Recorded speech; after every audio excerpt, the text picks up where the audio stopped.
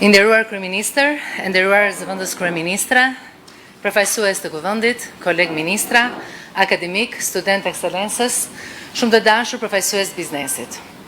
Kam kënaqësinë të nisim një tryezë të përbashkët diskutimi dyditor të organizuar në kujdesin e veçantë të kryeministrit zotit Edi Rama.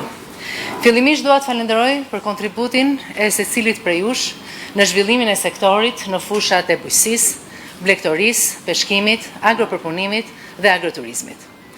Në dekadën e fundit kemi arritur së bashku shumë, duke nisur nga trefishimi i sipërfaqes së kultivimit në sera, pesëfishimi i eksporteve bujqësore në 80 tregje ndërkombëtare, rritja e financimit dhe mbështetjes për sektorin e bujqësisë, investime në infrastrukturë, teknologji dhe siguri ushqimore.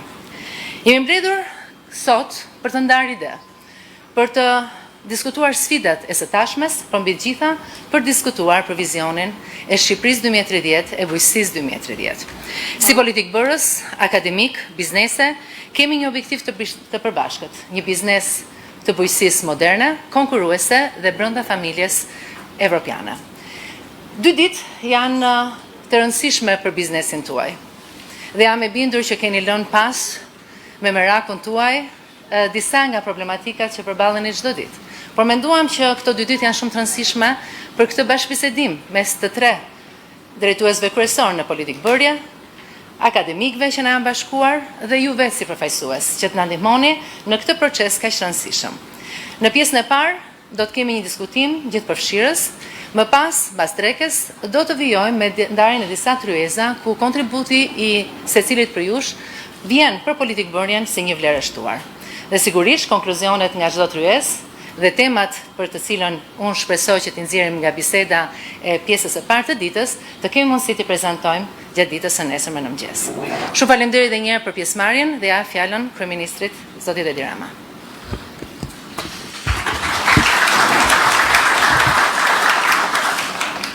Mirë dita dhe shumë faleminderit. Arsyeja pse jemi mbledhur këtu sot ka të bëjë me nevojën tonë për të dëgjuar nga më afër dhe në një mënyrë më të strukturuar këndvështrimet tuaja sipas fushave të ndryshme të aktivitetit në këtë territorin, hapësirën e madhe të zhvillimit rural, ku gjatë gjithë periudhës së fundit të kontakteve intensive me njerëzit në fshat për shkak të procesit elektoral, kemi krijuar ndjesinë që jemi në nevojën për t'u afruar më shumë dhe për të dëgjuar më shumë nga jeta e përditshme reale e njerëzve që jetojnë dhe punojnë dhe zhvillojnë aktivitetin e tyre të sipërmarrjes në fshat. Në mënyrë sporadike kemi mundur të informohemi për gjëra që në pamjen e parë janë shumë të thjeshta, por fatkeqësisht janë jashtë rrezës vëmendjes dhe të leximit nga ana e qeverisë edhe nga ana e strukturave tona vendimmarrëse dhe shkaktojnë konsum të madh energjie dhe patjetër edhe konsum të pafrytshëm të kohës suaj, që është njëkohësisht edhe koha e vendit. Nuk dua të hyj në detaje, sepse është gjithë kjo ditë përpara për të folur deri në detaje, por dua të them që arsyeja pse e kemi ndërtuar këtë diskutim, këtë tryezë përbashkët diskutimi në një formë tjetër nga ato të zakonshme, është pikërisht sepse duam që diskutimi të shtrihet në çdo detaj edhe që opinioni juaj të mund të shtjellohet plotësisht në një hapësirë informale, pasi kjo, me sa kuptoj unë, ka munguar edhe na mungon. Dhe patjetër që mbas këtij diskutimi do mundohemi të gjejmë rrugët se si ky kontakt i vazhdueshëm të jetë më i frutshëm, më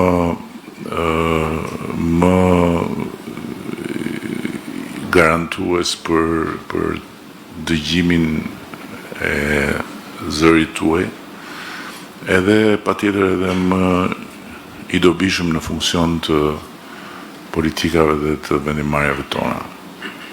Ne kemi bërë një përzgjedhje të bazuar tek profilet e ndryshme të sipërmarrjes në fshat, edhe natyrisht të bazuar në një gjeografi të caktuar, ku kemi marrë opinionet e drejtuesve të anë të qarqeve, por nga ana tjetër kemi ftuar këtu edhe disa drejtues të pushtetit vendor,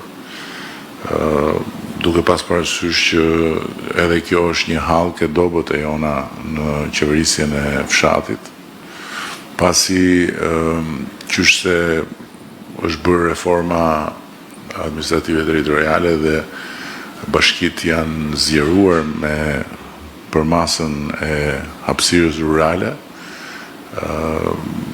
në vend se kjo të sillte një rritje të vëmendjes edhe një rritje të mundësive për fermerët dhe për sipërmarrjen në fshat, ka sjellë një shkëputje. Në një masë të madhe, kryetarët e bashkive shikojnë fshatin si çështje të urbanizimit, si çështje të infrastrukturës rrugore, të pastrimit, të ndriçimit, por nuk e shikojnë si pjesë të punës tyre të përditshme në funksion të zhvillimit. Dhe jemi në një pikë ku duhet patjetër të garantojmë kthesë në këtë drejtim, sepse ende sot nuk kemi asnjë ndërmarrje të vetme bujqësore të krijuar me kontributin dhe me bashkëpunimin e fermerëve, të sipërmarrësve dhe të strukturave të pushtetit vendor. Janë bërë disa tentativa, por faktikisht nuk mund të themi se kemi krijuar një model. Ndërkohë që kemi vendosur në dispozicion të fermerëve dhe të fshatit edhe një linjë të re kredie nga Banka e Shqipërisë, 250 milion euro, që është një shumë kolosale për t'ju përgjigjur ambicieve dhe për t'i dhënë mbështetje projekteve në fshat, por që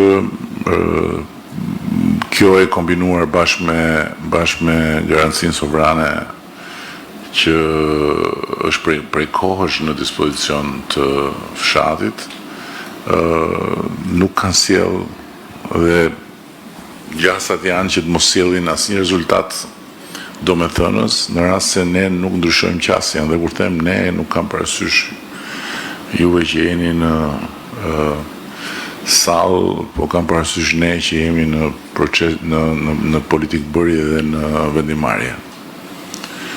Dhe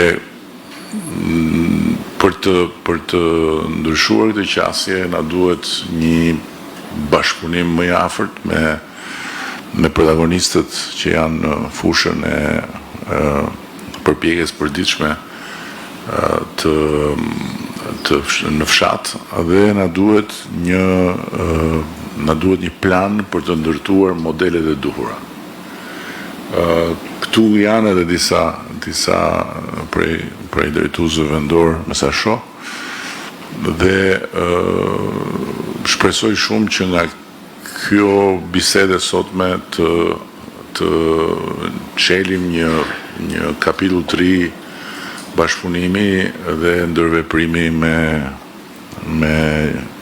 teritoret në të cilat zhvillohet jeta e përditshme e fshatit. Nuk është vetëm linja e re e kredis që ka nevojë të shfrytëzohet maksimalisht dhe që rrezikon të mbetet e pashfrytëzuar,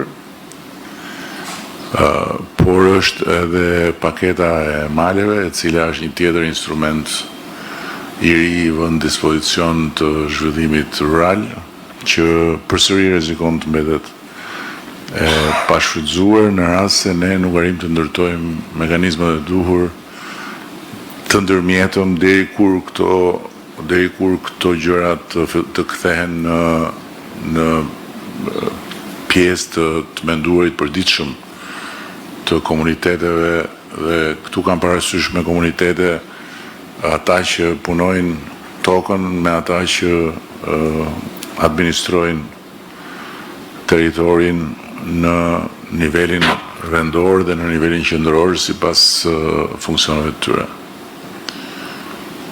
Kemi potenciale të jashtëzakonshme akoma të pashfrytëzuara, kemi fatmirësisht, dhe këtë unë kam mund të konstatoj edhe personalisht, realitete të jashtëzakonshme në fshat.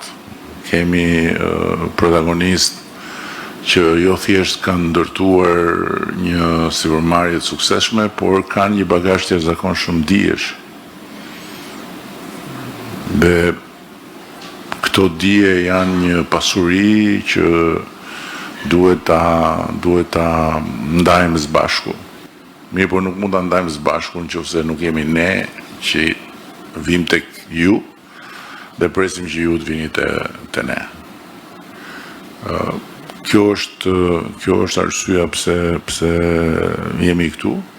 Faktikisht ftesat janë bërë duke pas parasysh edhe faktin që të kemi një numër protagonistësh të administrueshëm në një tryez diskutimi, sepse natyrisht ju nuk jeni të vetmit, ka dhe plot tjerë, dhe ata që nuk e shohin veten këtu në asnjë mënyrë nuk duhet ndihen përjashtuar, por thjesht ky është një hap i parë për të ndërtuar pastaj një proces, edhe për të pasur tryezat e përbashkëta diskutimin për fshatin edhe në nivel qarku, ku mund të ftohen patjetër edhe të tjerë, por duke u nisur nga ato që me gjas do të jenë konkluzionet e para të këtij diskutimi. Pra është një nevojë e jona, një nevojë e madhe e jona. Kemi nevojë të madhe që të rrisim impaktin e institucioneve që në letër dhe në misionin e tyre kanë mbështetjen e bujqësisë, mbështetjen e zhvillimit rural, por që në realitet kanë dobësira të mëdha.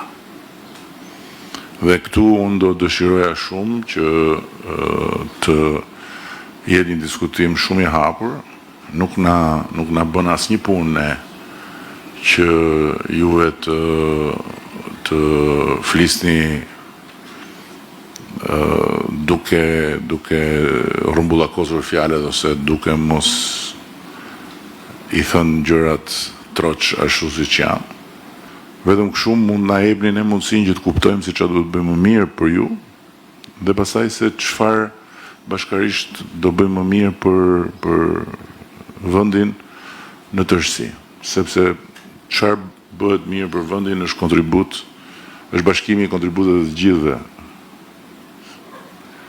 Dhe natyrisht nëse ne arrim të bëjmë më shumë dhe më mirë që juve të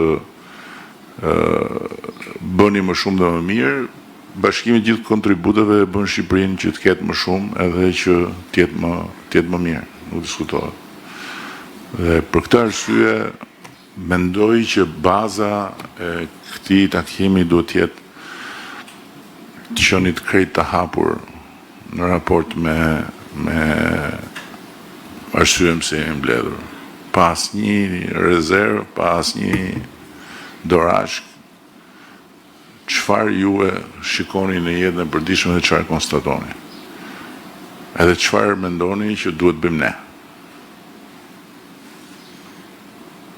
Sepse ndjesia ime është që në suksesin tuaj roli ynë është shumë më i vogël se sa ç'do të jetë në fakt. Kjo është ndjesia që kam. Pra, unë besoj që juve harxhoni më shumë energji se sa duhet për aspektet caktuara të punës për shkakun tonë. Dhe mund t'ju kursehen një pjesë e këtyre energjive që t'i përdorni për të bërë si duhet të tjera gjëra. Dhe këtu natyrisht hyn të gjitha andrallat me burokracinë, andrallat me gjithë farë lloj aspektesh të punës.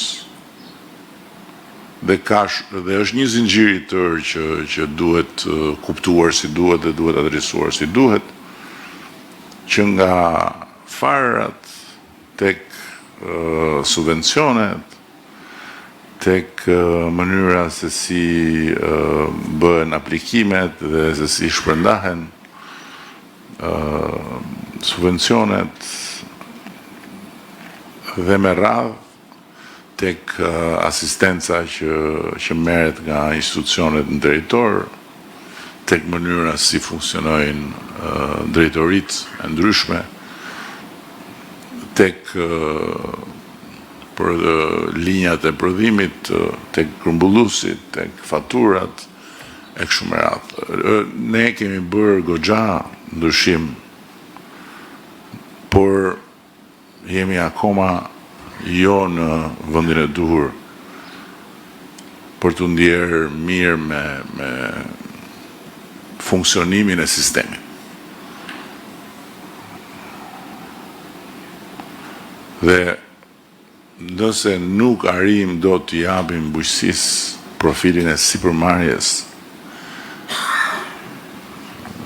dhe nëse nuk arrim do të japim të gjithë atyre që duan një shans duke jetuar në fshat, mundësinë që të ngrenë sipërmarrje dhe të dalin me një fitim që ja u bën kuptim plot jetën e tyre në fshat, ne nuk e kemi kryer detyrën. Dhe kjo nuk mund të jetë një histori subvencionesh për të mbajtur frymën, por duhet të jetë një histori bashkëpunimi për të transformuar frymën e punës dhe frymën e gjithë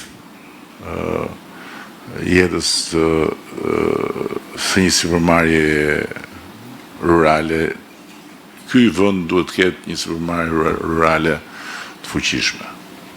Ne kemi patjetër ambicien që tani t'i kushtojmë shumë më tepër rëndësi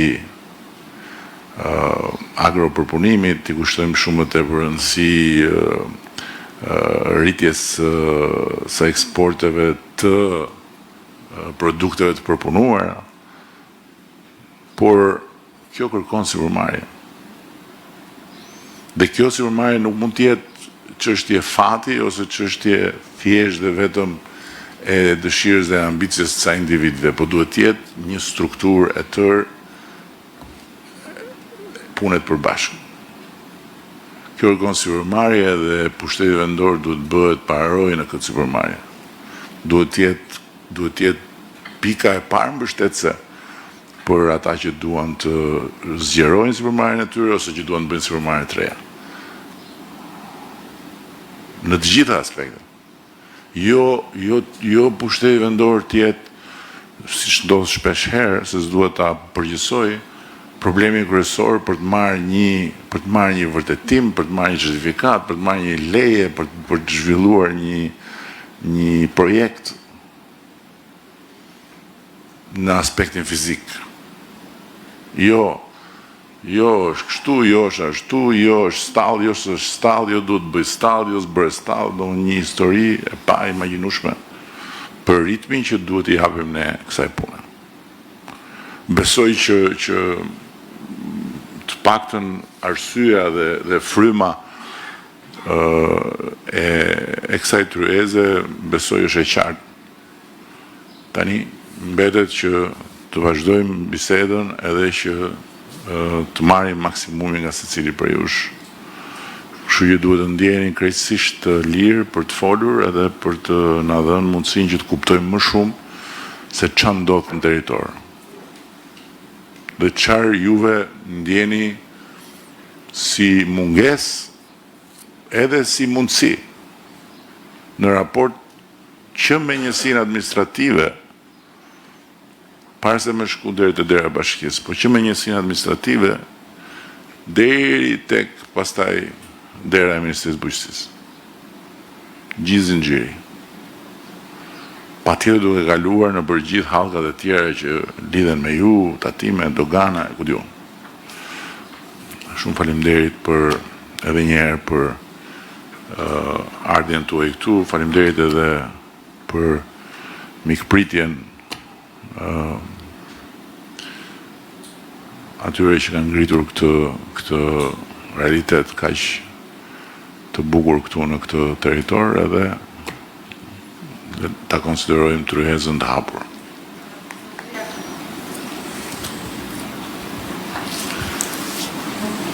Përshëndetje të gjithëve.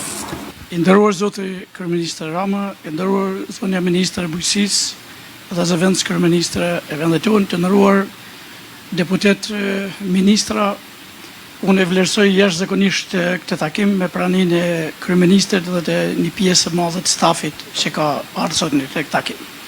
Shkurtimisht, pa u zgjatur, do thoja që industria e bimëve dhe erëzave të Shqipërisë po kalon sot momente shumë të vështira për disa probleme globale të krijuar, siç është vlerësimi i eurës dhe i dollarit, mungesa e financimeve në agropërpunim për arsye siç dihet të mbylljes së fondeve të Bashkimit Evropian, dhe unë do të kërkoja në emrin tim dhe të industrisë që duhet të kthej pak më vëmendje qeveria në këtë sektor, sepse faktikisht në vite me radhë, në këto 30 vite, ka luajtur një rol shumë të madh në punësimin e njerëzve në zonat rurale të vendit tonë, ku ka qenë e pamundshme që të hapen vende pune nga sektor të tjerë të ekonomisë.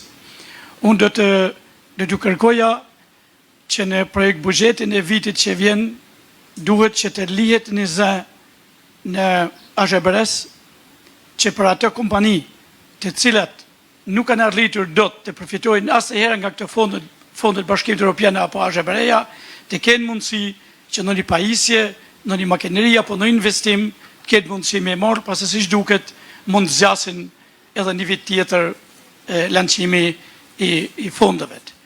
Unë shpresoj, ne na keni vlerësuar sepse keni ardhur dhe në konferencë që kemi organizuar par vjet tek ne dhe kemi diskutuar, por dhe një herë me qëllim që ata pak njerëz kanë ngel në këtë zona të largët të vendit tonë, pavarësisht paketës malet që është shumë e mirë dhe turizmit malor, por dhe atë njerëz që merren me mjekësore, do të doja që të kthejmë së tek ata dhe mos i lejojmë ata pak njerëz që merren me këtë punë që të ikun. Faleminderit. Dëgjoj, duhet të them një gjë që të jemi të qartë për objektivat që kemi. U bëm shumë vite që përpiqemi të krijojmë një realitet kapitalist, po themi. Dhe kryefjala jon, nuk e kam fjalën fare për ju në këtë rast, e kam fjalën për ne në radhë parë. Kryefjala jon është buxheti. Mblidh taksa dhe jep buxhet, edhe të gjithë turën nga buxheti duan më shumë buxhet, ndërkohë që nga ana tjetër duan më pak taksa. Ndërkohë, e thash në hyrje,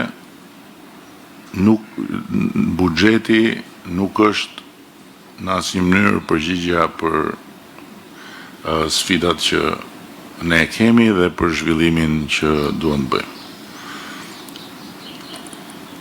Dhe për të ardhur konkretisht te kjo që thatë ju, po e përsëris, 250 milion euro është linja e kredisë së Bankës Shqipërisë. Është një linjë kredie jo konvencionale në kuptimin që nuk ka interesat e një kredie që jep sot banka. Është një kredi shumë më e butë. Plus me një garanci sovrane nga qeveria.